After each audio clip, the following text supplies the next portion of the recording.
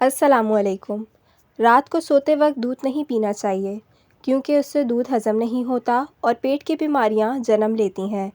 खाना खाने के 2 घंटे बाद पानी पिया करें, इससे खाना जल्दी हज़म होता है।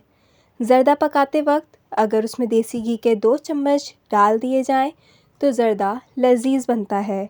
अगर पलकों के बाल गिर रहे हों तो अर्के गुलाब से आँखों को धोएं और सुबह के वक्त आँखों में सुरमा ज़रूर डाला करें। बंद गोभी पट्ठों को मजबूत करती है, खून की सफाई करती है और आँखों की नज़र को तेज़ करती है। अगर रात को नींद ना आती हो तो खालिस बादाम का तेल 2 या 3 कतरे रात को नाक में डालकर सोया करें, नींद अच्छी और बेहतरीन आएगी। अगर पीला यरकान हो तो इमली को रात के वक्त पानी में भिगोकर रख दें और सुबह उठकर वो पानी पी लें। यरकान की बीमारी कुछ ही दिनों में ख़त्म हो जाएगी। ऐसी खुराक खाएं जिसमें कम कैलोरीज़ हों और सिर्फ उस वक्त खाएं जब आपको उसकी ज़रूरत हो।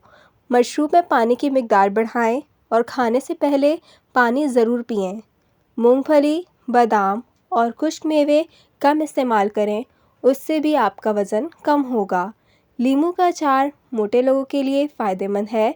खाना खाने के बाद थोड़ी सी अजवाइन पानी के साथ खाया करें।